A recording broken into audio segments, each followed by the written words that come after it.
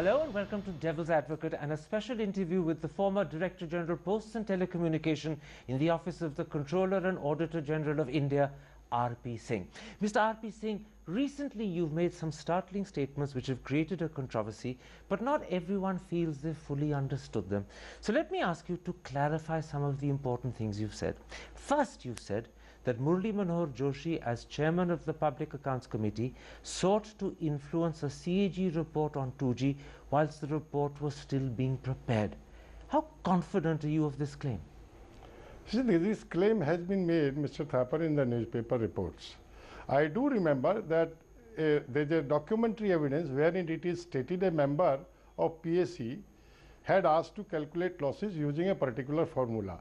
So I cannot confirm the name, but I confirm the content. No, just a moment. When you say this claim has been made in newspapers, that newspaper is Friday's Indian Express, and it expressly says that you told the paper that Dr. Murli Manohar Joshi, as chairman of the PAC, sought to influence the CAG report whilst it was still being prepared. Do you stand by the Indian Express report which specifically quotes you, or are you refuting it? I am not refuting, I am just saying one thing. I said a member of PAC. So that it stands corrected for. This is very important. You told the Indian Express that a member of the PAC had tried to influence the CAG report, not Dr. Joshi himself. Right, you are right. So the Indian Express, which actually claims you said Dr. Joshi, is inaccurate. It has misquoted me. It has misquoted you. Yes. So that report, which has created a small sensation, is inaccurate. No, the name is inaccurate. But the name is the most important thing, because a member of the PAC could be any one of 20 members. The paper talks about chairman of the PAC, which is only Dr. Joshi. So that is an inaccuracy. The evidence is then relates to only to a member. There is no evidence of Dr. Joshi trying to influence the CAG report. Not I have seen. So that means the report in the Indian Express is inaccurate. To that extent you can say so. The second thing that you've said, which has created a small sensation, is that you told the Indian Express that members of the CAG, including senior members of the CAG, had gone to Dr. Joshi's house on April the 22nd, 2011 to assist him in writing the PAC's report on the CAG 2G report. Now, is that part of the Indian Express report accurate? A team went, I also went to Mr. Joshi's residence. Team visited his residence not once but more than once, and yes, it is correct. It is correct. Yes. You stand by that. Yes. You say you yourself visited Dr. Joshi's residence. Once. On this particular day, April the 22nd, 2011? I don't remember the day, but I did go to his house along with the Deputy CAG, I myself, DG Mr. Sinha, and PD Mrs. Subha Kumar, and all the team members. This is very interesting, because when you spoke to the Indian Express on Friday, you didn't reveal that you yourself had gone to Dr. Joshi's house. You simply said, and I'm quoting you, "I got to know from my team that CAG officials, including senior CAG officials from headquarters, went to the PAC chairman's residence and assisted him in preparing the CAG report." In other words, you told the paper you only found out this from your team. Now you're telling me you yourself went and you saw other people there. So it's a slightly different story. No, it's not. You see, I went once. The team was visiting more than once. That is in my knowledge. Which members of your team told you that other people went more than once? Who are these people who told you this? My AO went. I know that personally. What is AO? AO is my AO report. Who examined the report in my office. AO report is audit officer. Yes. Who is this audit officer who gave you this information that senior CAG officers were going to Dr. Joshi's home? Who told you? What's his name? He was taking my permission to go from my office. Therefore, I know it. The other thing that you said to the Indian Express about these meetings in Dr. Joshi's home, and I'm quoting, is, "I can't say with certainty what exactly transpired at the meeting."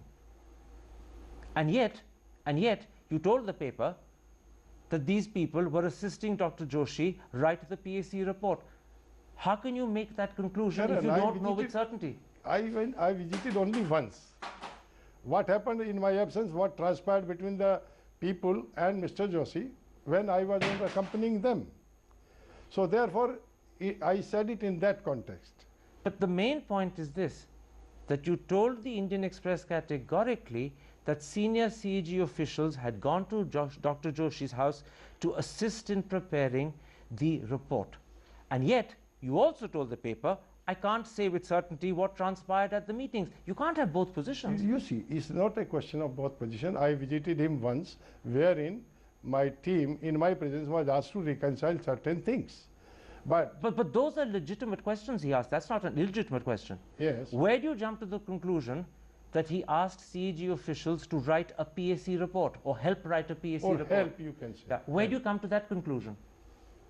You see, when my people went more than once, rather more than 3-4 times, I asked them, what are you doing there? Then they told me that PAC report is being written and we are assisting.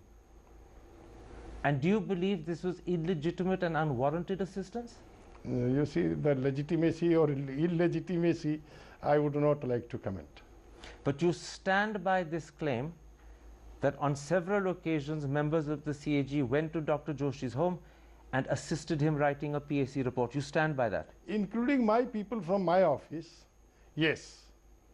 And you also said a moment ago that some of them, like your AO, went with your permission. He always has to take my permission. He has to tell me where is he going. Otherwise, I will be looking Was for this him. a correct thing for people like your AO and other CAG officials to do, or was it an improper thing to do? See, you can say it both ways. What do you mean? You see, sometime when there's some clarification is needed to give or to be sought for, that time it is legitimate. But if it is not that clarification, if it is assistance in preparing the report of the PAC, then it is not done. And are you sure that sometimes it was assistance in preparing the report of the PAC? I went once, so I cannot say with certainty what type of, all the time, what kind of assistance was being So provided. you're inferring and you're surmising. Yes, You accept that? yes. Third, Saturday's Indian Express says that at a PAC meeting on the 30th of June 2010, where you were present, I was. Dr. Joshi told the CAG that one way of calculating presumptive loss would be based upon the money earned by Unitech and Swan when they offloaded part of their equity. Can you confirm that newspaper story? This sort of a discussion did take place When you say in PAC. it did take place, Yes. Dr. Joshi did tell the CAG at that meeting of the PAC on June the 30th, 2010, that one way of calculating presumptive loss is on the basis of the money Unitech and Swan earned by offloading equity. You're confirming that 100%. See, he gave this illustration while asking this question from Mr. Ashok Chawla. That was the day when Mr. Ashok Chawla appeared before the PAC. He asked him to calculate losses and report to him. Mr. Chawla said he has no mechanism and no method to calculate actual losses. So he wriggled out of that. And this is in that connection, this discussion took place. And in that connection, Dr. Joshi offered this as an illustration of how and of one way in which presumptive loss could be calculated. You can say so. So this story, published by the Indian Express on Saturday, is accurate. The earlier stories were either inaccurate or not fully accurate. It's by and large, you can say, is by and large okay. This is by and large okay. Okay. Let me put this to you. Even if Dr. Joshi, as you say, gave an illustration of how presumptive loss can be calculated on the basis of Unitech and Swan earnings, surely that's not an inappropriate or improper thing for him to do, because there was speculation already at that time that the amount of money earned by Unitech and Swan was one indication that 2G had been sold cheaply. So everyone knew about this, and if Dr. Joshi used it as an illustration, I'm asking you, was he doing something improper and wrong, or was he simply illustrating? See, illustration is one thing, but it can also give you an impression as if you are leading the team to work out on a particular line. So that is a little less than fair. Did you get the impression that Dr. Joshi was leading, that Dr. Joshi was encouraging, that Dr. Joshi was suggesting a way for the CAG to follow? Through this illustration, yes. Therefore, It can be one of the inferences. Therefore, it was an improper thing to do. From that angle, if it is actually true, then it is improper. But once again, you said something interesting. This can be one of the inferences. So once again, you're inferring and surmising. Oh, okay, you can say so, but I know it's not proper. It's not proper. Let me then take stock of what you said about Dr. Joshi. You backed away from the Indian Express report of Friday that Dr. Joshi himself tried to influence the CAG report whilst it was under preparation. You said to me, it wasn't Dr. Joshi you mentioned to the paper, you mentioned a member of the PAC, that the newspaper has incorrectly, wrongly quoted you in claiming it was Dr. Joshi. That's the right situation. That's the right position. Karan, the evidence, documentary evidence, mentions a member of PAC. Not Dr. Joshi, not the chairman. There is no documentary evidence. Quite right. So this is one section of the Indian Express report that is wrong. The second thing, the Indian Express quotes you as saying that on the basis of what your colleagues have told you, even though you weren't present at the meetings yourself, Dr. Joshi sought assistance from CAG officials in writing a PAC report. There was an assistance. And thirdly, you said to me that you do believe there was an instance on the 30th of June 2010 at a PAC meeting when Dr. Joshi tried to lead or guide or suggest a way the CAG should calculate presumptive loss. He suggested. And this third thing you believe is wrong. It is less than fair, I'll say that. Let's then now come to the position you've taken on presumptive loss. You told the JPC last year that the only way of calculating presumptive loss was to inflation index the 2001 figure, and as a result you came to a presumptive loss figure of 2,645 crore. Do you today stand by that? This is the normal practice of calculating or updating or indexation. Is the generally accepted principle of knowing the current value of the anything. So you stand by that? I stand by that.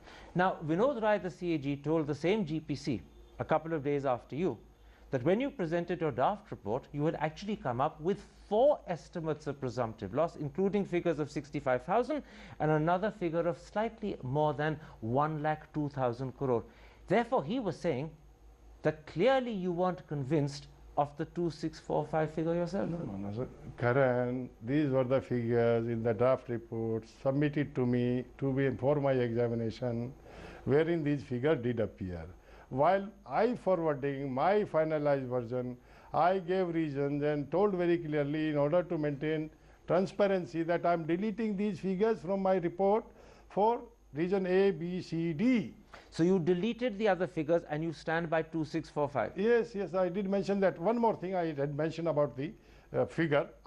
In my report, another figure appears which is around 37,000 crore, and that reflects the value of the excess spectrum beyond the contractual Quite right. agreements But that's companies. That's an additional and separate figure.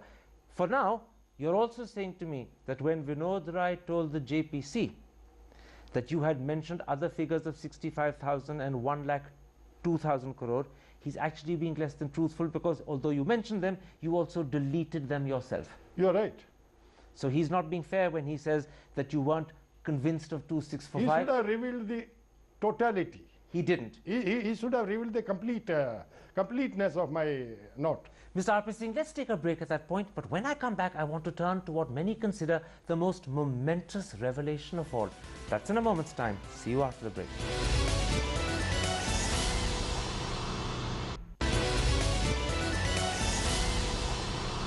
Welcome back to Devil's Advocate and an exciting exclusive interview with R P Singh, the former Director General of Posts and Telecommunication in the Controller and Auditor General of India's office. I want to come now to perhaps one of the most important things you've said. You've revealed that you were ordered to sign the final report and only allowed to read the last page. Is that absolutely accurate? Karan, let me be very frank with you. It was 6:30 in the evening of some month in July, I don't remember the date, 6:30 in the evening. 2011. 2011, you're right. Or I don't know And the what date. I don't know the date. And what happened? The Deputy CAG Report Central, Mrs. Rekha Gupta, summoned me and told me that this report needs to be delivered by tomorrow at 10 o'clock on the tables of the Secretary Finance and Secretary Telecom. I came back to my office around 7:30 or 8. I ordered my team to prepare these things in a prescribed format along with the set of complete KDs. KDs mean supporting key documents. But when did you sign it? I signed it that very day. That very day? Yes. In other words, at 6:30? And I left, no, not 6:30, it was perhaps 8 o'clock. Did you sign it before reading the report itself? I knew the content of the report. And the content of the report specifically mentioned presumptive loss figures that you had earlier disagreed with in writing. Is that right? You are right. Then why did you sign a report that mentioned... There was a written order. I had to comply. You could have refused. No, there is no scope for refusal. You mean you'd have lost your job if you refused? You earn wrath. So rather than earn the wrath of the CAG by refusing, you chose to sign a report that you knew you disagreed with. Karan, let me be very frank with you. There is no tradition of disagreeing or opposing or resisting the orders of the CAG in my department I worked with. But the bottom line is you knew that the report you were signing contained the figure which I deleted. Contained figures that you disagreed with. Which I had deleted. And they had been reinstated. They have been restored. And you knew that by signing it, you would give the impression that you endorsed the report. Okay, you can infer, sir. You're speaking out today. Yeah. Many people question, why are you speaking out today 14 months after you retired on the 1st of September last year? Why didn't you speak out earlier? You see, I didn't choose this time. You know that 2G auction has just closed 10 days ago, 12 days ago. One of the journalists asked me that you had reported a loss of 1.76 lakh crore of rupees in your report, whereas the real auction price realized is much, much less. You mean a question from a journalist prompted you to speak out? No. He asked me, how come you explain the huge difference? I told that report reflecting only the presumptive losses. No, forgive me.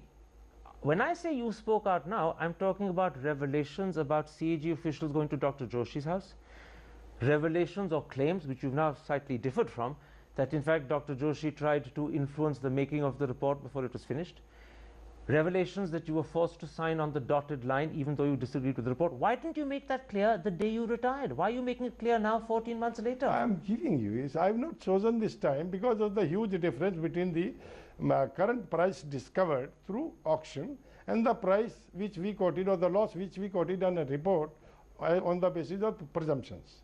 Somebody asked me to give my comment, I gave my comment. So if the recent auction hadn't brought out this discrepancy, you would have kept quiet? I would have. No. Had somebody not asked me, I was not going to talk to anyone. You were waiting for someone to ask you? No, I was not waiting. It's not like that. People say that in fact the Congress party has put you up to this. Me? Yes, you. I don't think it has any substance. No substance at all? I don't think it has any substance. There are stories doing the rounds that certain Congress ministers have been ringing up newspaper editors, ringing up television news channel heads and encouraging them to interview you. I won't know that. This must be known to the people who are being spoken. There is no connection between you and the UPA government? Oh no. No connection, no interaction with the government. People say the whole timing of the interviews you've given to the Indian Express and then the series of interviews you've given news channels is to do with the fact that you're trying to help the government. It's not my intention. At all? No. So anyone who draws that inference or conclusion is maligning you? Maybe. You're telling me absolutely honestly? Yes. That these interviews and these revelations are not politically motivated? You see, whatever I've said, I'm not politically motivated. Your conscience is clean? I am very, very clean on that account. Mr. R P Singh, for answering all my questions and for honestly making clear at certain significant moments your differences with the Indian Express and admitting that at least on one occasion the Indian Express was inaccurate and misquoted you. Thank you very much indeed. Thank you very much. Thank you very much.